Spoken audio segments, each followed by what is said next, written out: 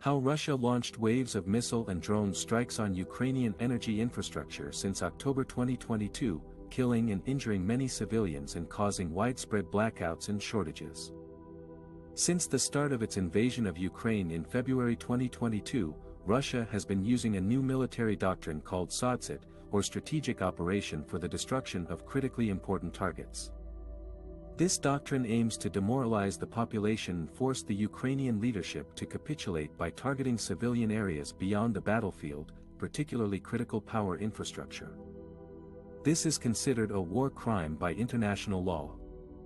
The first wave of Russian missile and drone strikes on Ukrainian energy infrastructure took place on October 9, 2022, when Russia targeted Zaporizhzhia city, home to one of the largest nuclear power plants in Europe.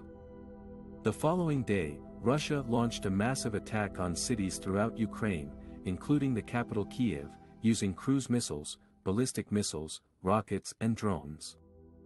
The strikes hit power plants, substations, transmission lines, gas pipelines and other vital facilities, causing widespread damage and disruption.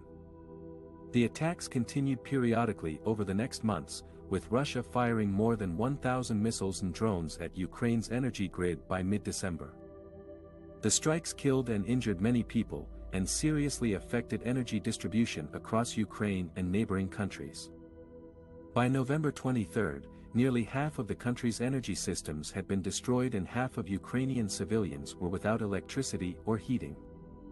The WHO said that deliberately depriving Ukrainians of electricity and heating during the cold winter months was the biggest attack on a nation's health since World War II. The strikes also inflicted large economic and practical costs on Ukraine.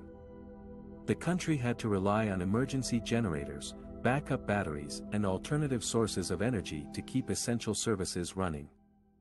Many businesses, factories and farms had to shut down or reduce their operations due to lack of power. The Ukrainian government had to spend billions of dollars to repair the damaged infrastructure and restore normalcy.